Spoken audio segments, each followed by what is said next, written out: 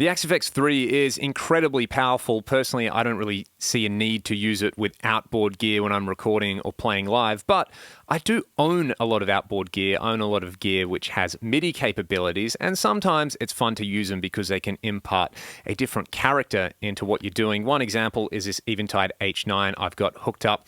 I'm basically plugging my guitar straight into the Axe-FX3, and then output 4 is going to the input of the H9, and then the output of the H9 is coming back through input 4 and out of output 1 on my Axe-FX3. Here's the dry sound.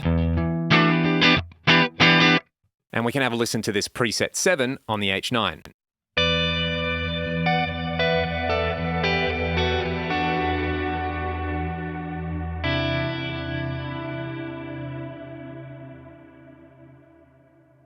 So it's a beautiful shimmery kind of reverb. If I wanted to change presets while I change scenes on my Axe-FX3, I can do that relatively easily. Let's go to scene 1.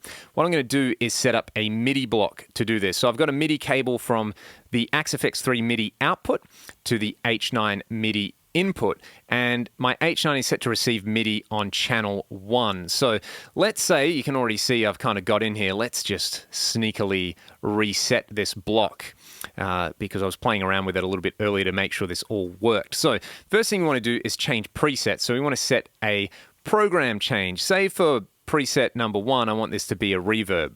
So I will select Command 1, type to be PC, channel 1, so it's on the same Midi channel as the H9, and then I can just set my value. 0 for a value goes to preset 1 on my H9. So if I want preset 7 on my H9, I'm going to select 6 as a value. We can test it. Boom, that's going to exactly where I want it to go. Let's say now scene 2, I want a different H9 preset. So we'll go to program change, and I'll set the value here, say to 5. That should select preset number 6. Super easy, right? If you just want to select presets, this is all you have to do. Have a listen. Scene 1.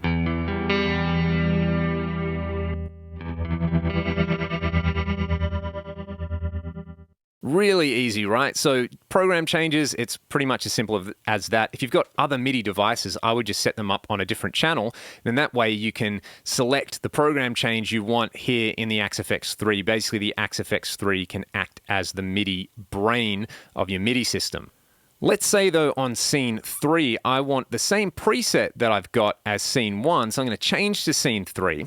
And instead of changing to a different program, I want to tweak some parameters in the H9. So there's a whole bunch of parameters on this slow verb algorithm, and I could physically go to the unit and do it, but I want to do it with Midi, and the way we do that is with a Midi CC. So let's go Command 1, CC.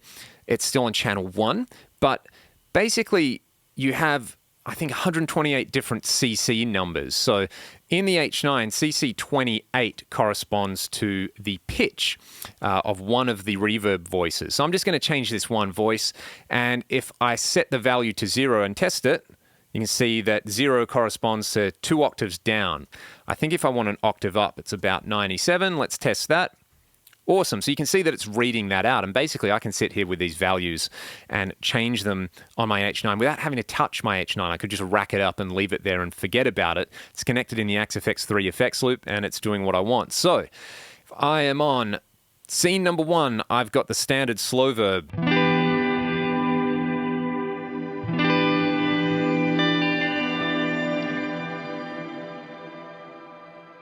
And now that's doing exactly what I want to do. I hope this video contains some useful information. If you enjoyed it, be sure to hit the subscribe button, and I will see you guys next time.